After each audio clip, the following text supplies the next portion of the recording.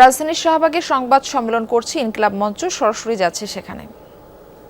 খুনের ব্যাপারে কি কি পদক্ষেপ নিয়েছে আসামিকে গ্রেফতারের জন্য, সেই ব্যাপারে তারা জনসম্মুখে এসে জনতাকে জানাবে। এবং দ্বিতীয়ত আমরা বলেছি সিভিল মিলিটারি ইন্টেলিজেন্সের মধ্যে ঘাপটি মেরে বসে থাকা আওয়ামী দোসরদেরকে চিহ্নিত করে গ্রেফতার করতে হবে।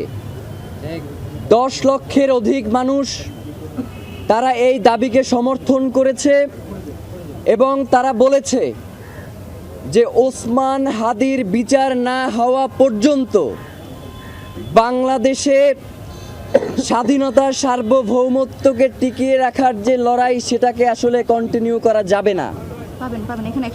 তারা বলেছে আগামীর যেই নির্বাচন, সেই নির্বাচনকে যদি সুষ্ঠুভাবে সম্পন্ন করতে হয় তাহলে নির্বাচনের পূর্বেই ওসমান হাদির খুনের সাথে যারা জড়িত তাদেরকে গ্রেফতার করা দরকার।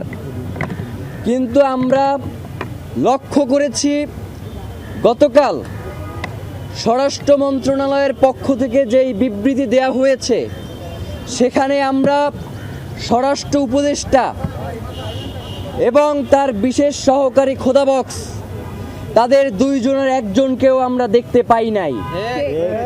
এর মাধ্যমে প্রতীয়মান হয় যে স্বরাষ্ট্র উপদেষ্টার দপ্তর থেকে এই ঘটনাকে তুচ্ছ-তাচ্ছিল্য করা হয়েছে। তারা মনে করেছে যে ওসমান হাদির ঘটনাকে তারা ধামাচাপা দিয়ে দিবে। কিন্তু আমরা আপনাদেরকে জানিয়ে দিতে চাই, বাংলাদেশের জনগণ, আপনারা যাদেরকে বোকা দুর্বল মনে করেন, তারা জুলাইয়ে আপনাদেরকে একটা শিক্ষা দিয়েছে, কিন্তু আপনাদের সেই শিক্ষা হয় নাই। 5 তারিখ থেকে 20 তারিখ পর্যন্ত বাংলাদেশের জনগণের যেই দায়িত্ব ছিল তারা সেইটা পূরণ করতে পারে নাই। আজকে ইনকিলাব মঞ্চ যদি এইখান থেকে ঘোষণা